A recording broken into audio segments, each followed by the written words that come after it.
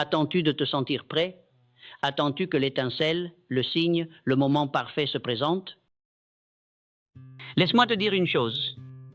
Le moment parfait n'existe pas.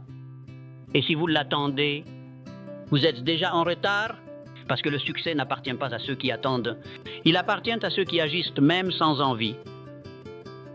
Même quand le corps fait mal, même quand l'âme crie pour abandonner, la motivation est une émotion.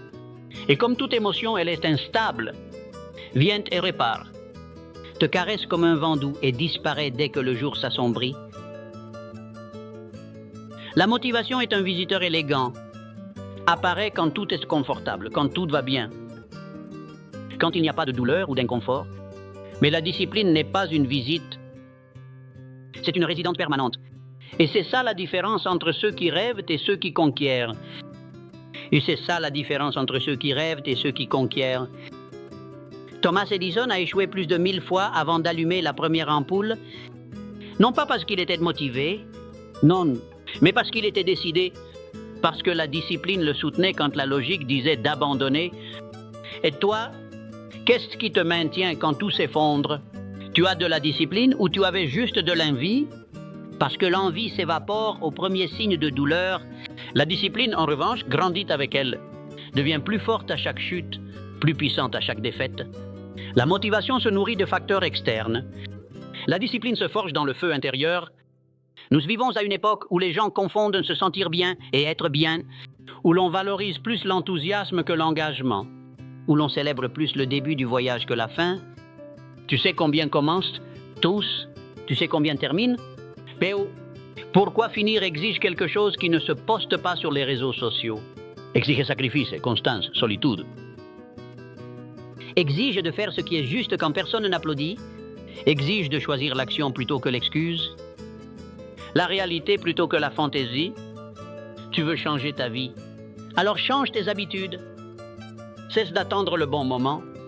Crée le moment. Et pour cela, tu as besoin de discipline. Henry Ford n'a pas eu un chemin facile.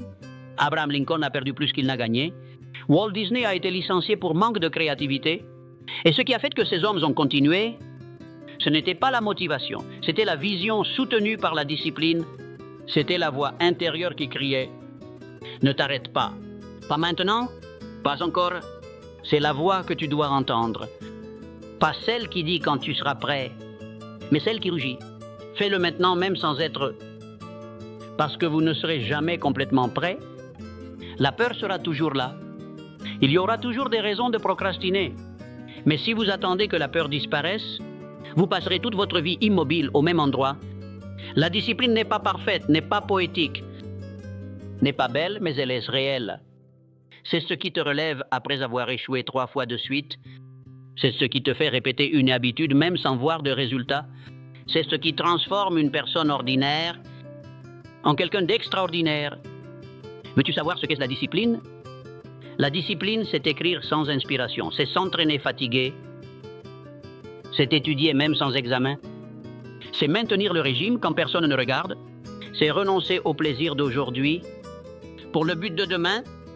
La discipline est la force qui te tire du lit à 5 heures du matin. Quand tout le monde dort encore, c'est le muscle invisible qui grandit. Quand tu choisis le chemin le plus difficile, c'est l'épée qui te maintient ferme au milieu du chaos. Et quand tout échoue, quand le monde s'effondre, c'est la discipline qui reste. C'est le refuge, le fondement, le dernier bastion. Tu n'as plus besoin de plus de motivation. Nécessite plus de détermination, nécessite plus de fermeté. Doit arrêter de laisser ses actions dépendre de ses émotions.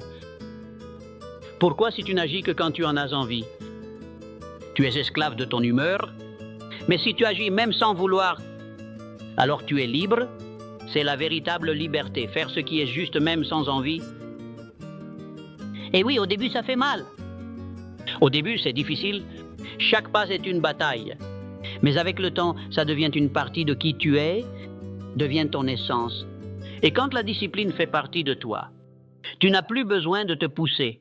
L'habitude prend le volant. L'action constante construit une nouvelle identité. Parce que tu ne fais pas de choses disciplinées, tu deviens quelqu'un de discipliné et alors ce n'est plus un effort, c'est naturel. Tu te souviens du bambou japonais? Il passe 5 ans à croître sous terre. Personne ne voit, personne ne croit.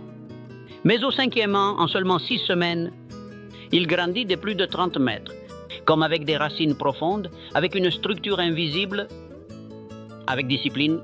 Tu es comme ce bambou en train de construire en silence, même si personne ne voit, même si personne ne comprend, même si tu doutes de tes progrès. Ne t'arrêtez pas. Continue parce qu'un jour tu vas percer la terre. Et ce jour-là, le monde dira, c'est arrivé du jour au lendemain, mais toi et moi savons que ce n'était pas ça. C'était la discipline. Si ce message a touché ton âme, s'il t'a secoué de l'intérieur et a éveillé cette flamme qui était endormie, alors ne garde pas ça pour toi.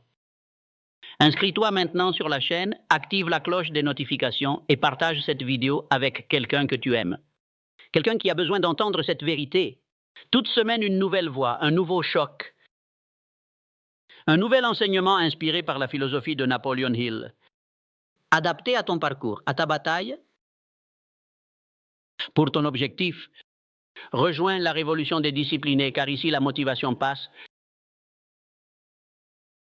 Mais la transformation reste